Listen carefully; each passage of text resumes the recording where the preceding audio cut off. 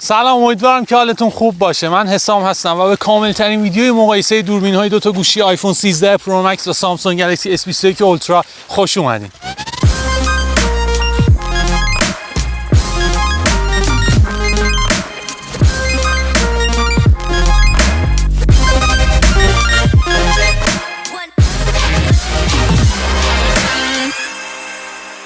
این ویدیو میتونه برای دو دسته از آدما خیلی جذاب و مفید باشه. اول اونایی که خیلی حرفه‌ای عکاسی میکنن، دوست دارن که بتونن با گوشیشون همین کار رو انجام بدن، و دسته دوم اونایی که به عکاسی علاقه‌مندن و دوست دارن گوشی که میرن سمتش رو میخرن بتونه توی شرایط مختلف بهترین عکس ممکن رو ثبت بکنه. نکته‌ای که وجود داره اینه که من سعی میکنم که تا اونجایی که میشه خیلی ساده اون دوتا رو با هم مقایسه بکنم، ولی بعضی جاها نیازه که از بعضی از اصطلاحات استفاده بکنم که سعی میکنم کمترین مقدار ممکن رو داشته باشه. توی بخش‌های مختلف قراره که این دوتا گوشی بپردازم، عکاسی و تصویربرداری. توی داستان عکاسی قراره که لنزهای اونها رو در ابتدا با هم مقایسه بکنم، اولترا واید و ماکرو، دوربین اصلی واید و بعد دوربین‌های تلفوتو. از اون ور ماجرا حالت‌های مختلفی که برای هر کدوم از اونها وجود داره و بعد میرم سراغ تصویربرداری. خیلی ممنونم از همراه گستر نقره فام که این گوشی آیفون 13 پرو مکس رو در اختیار من قرار دادن. از اولین شرکت‌هایی بودن که گوشی آیفون رو وارد بازار ایران کردن با قیمت‌های خیلی مناسب که میتونید برید اونها رو از سایت دیجیکالا ببینید و بخرید. خب میریم سراغ عکاسی و اولین بخشی که می‌خوایم بهش بپردازیم دوربین‌های اولترا واید. اپل امسال ادعا کرده که یه سنسور جدید رو توی گوشیش قرار داده که میتونه عکسای خیلی روشن‌تر و واضح‌تری رو بگیره و خب باید بهتون بگم که تا حدی هم اینجوری هست. عکسایی که با گوشی آیفون 13 پرو مکس میگیرید شارپ‌ترن، یه مقدار کنتراست بالاتری رو دارن، ولی از اون ور ماجرا عکس‌های گوشی S21 اولترا داینامیک رنج گسترده‌تری رو دارن. تجربه عکاسی با هر دوتای این گوشی بسیار لذت بخش، خیلی به هم نزدیکن. سعی می‌کنم که خیلی جزئی بشم که بتونید یکی از اونها رو انتخاب بکنید یا حداقل تشخیص بدید که کدوم یکی عملکرد بهتری رو داره. خب باید بهتون بگم که هر دوتا گوشی عملکرد خیلی مشابهی رو توی عکاسی با دوربین و لنز اولترا واید دارن و یکی از سخت‌ترین بخشایی که میشه اونها رو با هم مقایسه کرد همین ماجراست. هر دوی اونها سیستم اتوفوکوس دارن، به خاطر همین میتونید عکاسی ماکرو هم باشون پیش ببرید. میتونید با گوشی آیفون 13 پرو مکس یه مقدار به سوژه نزدیکتر بشید و عکسایی که میگیرید عملا ماکروتره. ولی خب از اون ور ماجرا عکسایی که با گوشی S21 اولترا میگیرید یه مقدار شارپ ترن و اون داینامیک رنج بعضی جاها میاد و کمک میکنه که اون عکس کلی جذابتر باشه. ولی به شخص من برای عکاسی ماکرو آیفون 13 پرو مکس رو ترجیح میدم. میرسم به دوربین های اصلی که برای هر کدوم از این گوشی‌ها در نظر گرفته شده. ماجرا داره پیچیده‌تر میشه. یه سنسور 12 مگاپیکسلی برای گوشی آیفون 13 پرو مکس و یه لنز معادل 26 میلیمتری. از اون ور ماجرا یه سنسور 108 مگاپیکسلی برای گوشی گلکسی S21 اولترا داریم به همراه یه لنز معادل 24 میلیمتری که خب این نشون میده که عکسایی که با آیفون میگیرید یه مقدار کادر بسته‌تری رو نسبت به گوشی سامسونگ خواهند داشت. اتفاقی که میفته اینه که به صورت پیش‌فرض سامسونگ میاد از 12 مگاپیکسل استفاده میکنه، از تکنولوژی پیکسل بینینگ استفاده میکنه. هر چند تا پیکسل رو یه پیکسل در نظر میگیره که بتونه نورگیری بالاتری رو داشته باشه. منم اول همون دو تا 12 مگاپیکسلی رو با هم مقایسه میکنم، حالا بعدتر میرم سراغ اون 108 مگاپیکسلی. وقتی که میپردازیم به این ماجرا میبینیم عکسایی که با آیفون میگیریم کنتراست بالاتری رو دارن و به اصطلاح نیم استاپ اکسپوژر بالاتری رو دارن یا یه مقدار عکس ها روشن‌ترن وقتی که با آیفون عکاسی میشن. وایت بالانس توی عکس‌های آیفون 13 پرو مکس خیلی دقیق تره و خب این موضوع مهمیه. و باز از اون ور ماجرا عکسایی که با گوشی S21 اولترا میگیرید داینامیک رنج گسترده‌تری دارن که میتونه برای بعضی مهم باشه این موضوع. از نظر شارپنس هر دوی این گوشی‌ها توی یه لول قرار میگیرن و خب باید بهتون بگم به خاطر سنسور بزرگتری که توی گوشی S21 اولترا استفاده شده، بدون استفاده از حالت پورتره میتونید دپث آف فیلد خیلی کمتر یا عمق میدان خیلی کمتری رو توی عکسایی که با S21 اولترا میگیرید تجربه بکنید که خب اینم خیلی موضوع جذابیه. موضوع وقتی عوض میشه، شارپنس وقتی عوض میشه که شما سویچ بکنید روی حالت 108 مگاپیکسلی که اون موقع دیگه سطح جزئیات اصلا قابل مقایسه نیستن و میتونید عکس‌های با جزئیات بسیار بالاتر رو نسبت به آیفون 13 پرو مکس با گوشی S21 اولترا ثبت بکنید. اگر بخوام این بخش رو هم جمع و جور بکنم، میتونید عکس‌های شارپ‌تر با داینامیک رنج گسترده‌تر رو با S21 اولترا ثبت بکنید و آیفون 13 پرو مکس عکس‌های با کنتراست بالاتر و وایت بالانس دقیق‌تری رو در اختیارتون قرار میده. میرسیم به بخش سوم، یعنی دوربین‌های تلفوتو. سامسونگ از نظر سخت افزاری برتری جدی داره. 2 تا دوربین تلفوتو داره، یکی زوم 3 برابری، یکی زوم 10 برابری. فعلا اون زوم 10 برابری میذارم کنار. دوربین‌های تلفوتو اصلی اونها که هر کدوم زوم 3 برابری رو در اختیارتون قرار میدن رو با هم مقایسه میکنیم. توی گوشی S21 اولترا لنزش تقریبا معادل 72 میلیمتره و توی گوشی آیفون 13 پرو مکس لنزش تقریبا معادل 77 میلیمتره که باعث میشه که بزرگنمایی بیشتری رو توی تصویر تجربه بکنید. به نظر من عکسایی که با آیفون 13 پرو مکس میتونید بگیرید شارپ ترن، کنتراست بیشتری رو دارن و سوژه انگار که از اون تصویر بیرون زده. ولی خب از اون ور ماجرا داینامیک رنج توی گوشی S21 اولترا باز هم گسترده تره. موضوع وقتی عوض میشه که شما میتونید از اون لنز 10 برابری، زوم 10 برابری توی گوشی S21 اولترا استفاده بکنید و به صورت اپتیکال و بدون افت کیفیت بزرگ نمایی تصویر رو داشته باشید، در حالی که همین ماجرا توی گوشی آیفون 13 پرو مکس به صورت دیجیتالی اتفاق میفته که خب افت کیفیت داره اون عکسی که میتونید باهاش ثبت بکنید. برای عکاسی پورتره بازم به اون حالت پورتریت مود اشاره نمی‌کنم و منظورم عکاسی از انسان، چهره انسانه. به نظر میرسه که آیفون 13 پرو مکس انتخاب بهتریه، چون خیلی اسکین تون های غنی‌تری داره، خیلی اسکین تون های درستی داره و کلا میتونید عکسای خیلی بهتری رو از انسان با دوربین تلفوتو این گوشی ثبت بکنید. اما اگر نه این ماجرا رو بذاریم کنار، خب طبیعتا به خاطر وجود اون لنز 10 برابری با زوم 10 برابری S21 اولترا میتونه خیلی گزینه بهتری برای عکاسی تلفوتو باشه. بخش بعدی دوربینای سلفی ان. یه دوربین 40 مگاپیکسلی برای گوشی S21 اولترا و یه دوربین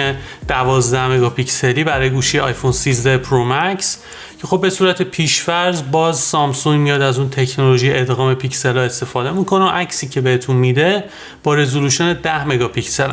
ولی خب وقتی با هم مقایسه میکنید عکسایی که به وسیله گوشی سامسونگ میگیرید، عکسای سلفی S21 اولترا یه مقدار شارپ ترن و وقتی نور زیادی توی محیط وجود داره به نظر میرسه که سایه ها و روشنی ها رو خیلی بهتر کنترل میکنه سامسونگ و سلفی های بهتری رو میتونید داشته باشید. اما از اون ور ماجرا اتفاقی که میفته اینه که سلفی های آیفون 13 پرو مکس یه مقدار پوست رو روتوش میکنه و ممکنه برای بعضیا خوشایند باشه.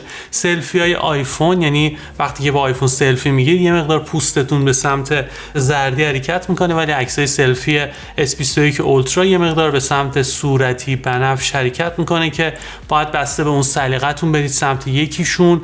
موضوعی که وجود داره اینه که وایت بالانس بازم توی عکسای سلفی آیفون دقیق تره و به خاطر سنسور بزرگتری که توی گوشی S21 اولترا استفاده شده به صورت پیش‌فرض و بدون استفاده از حالت پورتره بک‌گراند محوتری رو خواهید داشت. میرم سراغ مودهای مختلفی که وجود داره و اولین مودی که بررسی میکنم پورتریت موده که میان از در واقع کامپیوتیشنال فوتوگرافی یا استفاده از نرم افزار بک‌گراند سوژه رو محو میکنن هر دوتای این گوشی با الگوریتمایی که دارن و فکر میکنم که اگر بتونیم اون رو به دو بخش انسان یا سوژه های بیجان تقسیم بکنیم اون موقع میتونیم راحت تر بهش بپردازیم. موضوع اینجاست که هوش مصنوعی تو S21 اولترا قوی تر عمل میکنه و میتونه محیط سوژه رو تشخیص بده و بک‌گراندش رو محو بکنه. دارم راجع به سوژه صحبت میکنم و این موضوع توی آیفون 13 پرو مکس خیلی گریجوال تر و با آهنگ آهسته تری اتفاق میفته. اینجوری نیست که یهو از محیط سوژه محو بشه، کم کم این اتفاق میفته که ممکنه برای بعضیا خوشایندتر باشه. بوکه ها توی S21 اولترا زیباترن به نظر من و توی عکاسی از انسان میتونم بهتون بگم که آیفون 13 پرو مکس میتونه این کار رو بهتر انجام بده. یه اتفاقی که میفته اینه که وقتی از حالت پورتریت مود گوشی سامسونگ استفاده میکنید یه مقدار کیفیت عکس کاهش پیدا میکنه، ولی توی آیفون اتفاق نمیفته و با خیال راحت میتونید عکاسی پورتریت رو داشته باشید دقیقاً با همون کیفیتی که به صورت نرمال هم عکاسی میکنید، همون تصویر رو بهتون با همون کیفیت خروجی میده. میرم سراغ بخش بعدی، یعنی عکاسی به حالت نایت مود و نور کم. به نظرم میرسه که بررسی کردن این دوتا مورد توی بخش با عقل جور در میاد، چون هر دوی اونها مربوط به نورگیری سنسورن و نشون میده که هر کدوم از این گوشی‌ها چه عملکردی توی این زمینه از خودشون نشون میدن. خب وقتی که نور کم میشه به نظر میرسه که عکسایی که با S21 اولترا میگیرید یه مقدار روشن‌تر، داینامیک رنج گسترده‌تری داره. میاد یه الگوریتم دینویز رو توی عکس اعمال میکنه. این الگوریتم توی گوشی آیفون 13 پرو مکس یه مقدار کم رنگ‌تره.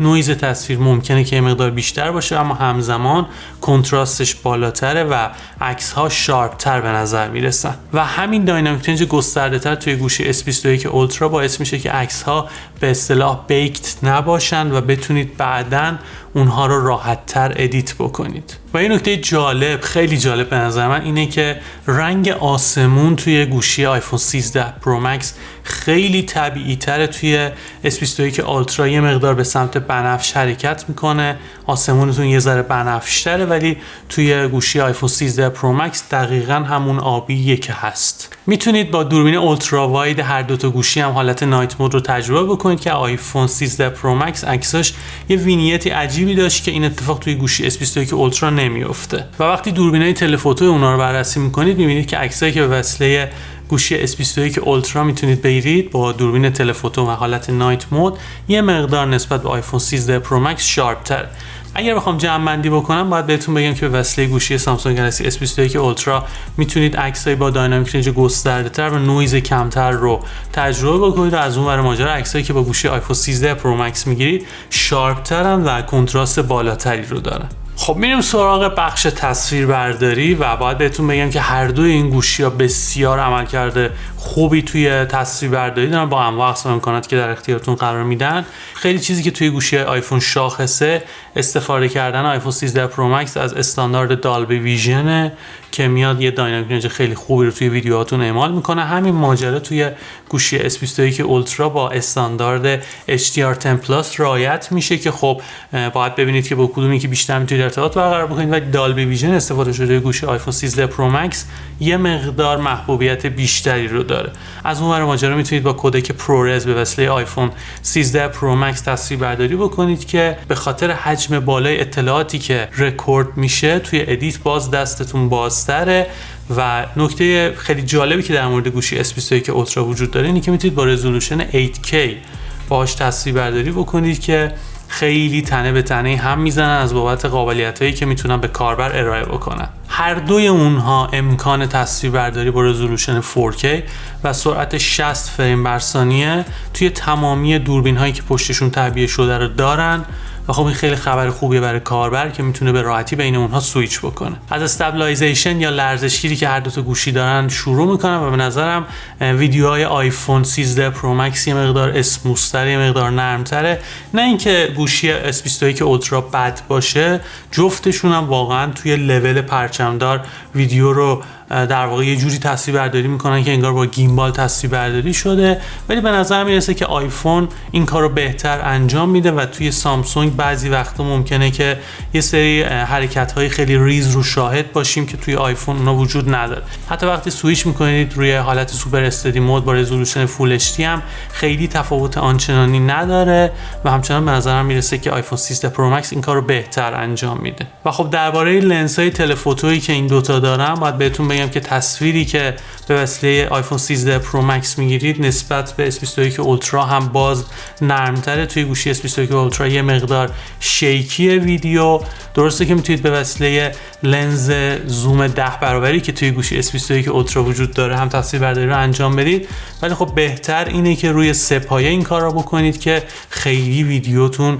شیکی نشه و لرزش نداشته باشه، چون وقتی که با دست این کار رو میکنید عملا اتفاق میفته. خب باید بهتون بگم که داینامیک رنج توی گوشی گلکسی S21 اولترا باز گسترده تره و خیلی بهتر این کار رو انجام میده، مخصوصا توی حالتهای بکلیت سیچویشن باز دوباره خودشون نشون میده.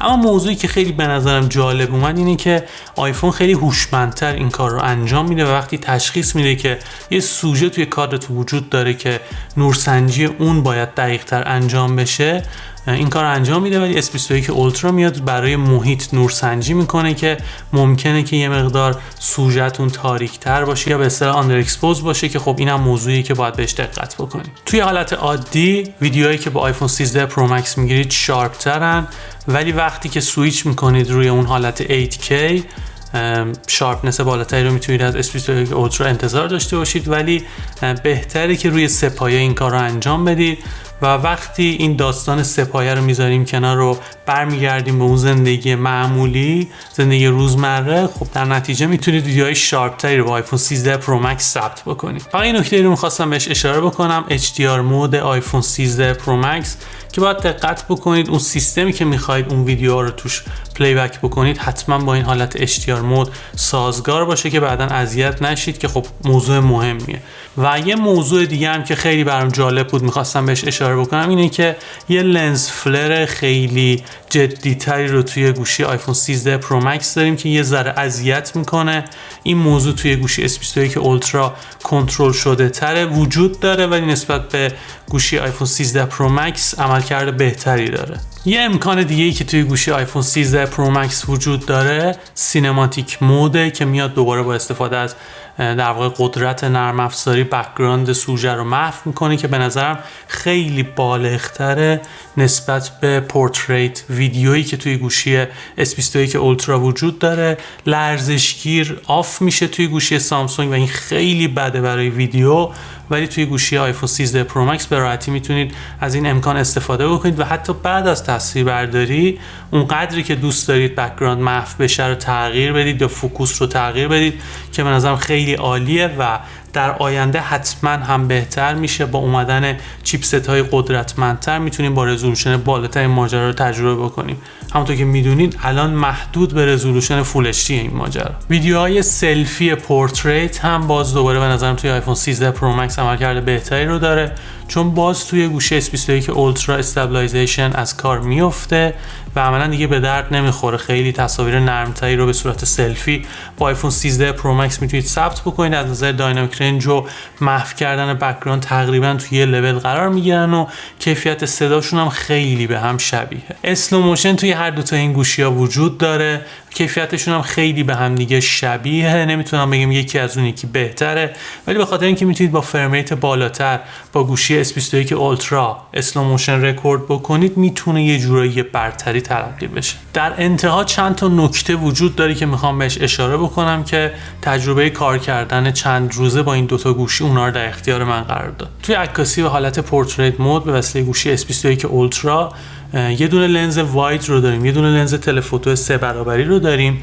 یه حالتی هم سامسونگ اومده اون وسط قرار داده که یه زوم دیجیتالی رو روی همون دوربین اصلی انجام میده که خب یه ذره عجیب به نظر میرسه. نکته دوم اینه که به وسیله گوشی S21 اولترا خیلی کنترل بیشتری روی تصویربرداری منوال دارید. میتونید به راحتی فوکوستون رو تغییر بدید، اکسپوژرتون رو تغییر بدید، تصمیم بگیرید که مشخصات ویدیوتون در چه حدی باشه و این ممکنه که برای کسایی که میخوان به صورت جدی با گوشی تصویربرداری بکنن نکته مهمی باشه. نکته سومی که موقع عکاسی با گوشی S21 اولترا متوجه شدم اینه که نمیتونید عکاسی را رو توی دوربین تلفوتو اون تجربه بکنید. و نکته چهارم اینه که یه امکانی که توی گوشی آیفون وجود داره استفاده کردن از فوتوگرافیک استایلز که کمک میکنه که اون عکستون مودهای مختلفی رو داشته باشه. البته به صورت هوشمند این اتفاق میفته.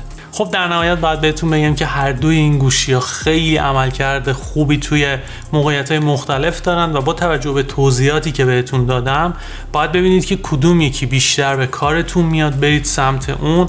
هر کدومشون یه سری نقاط قوت و ضعف دارن که میتونه برای یه عکاس یا حتی کاربر عادی مهم باشه.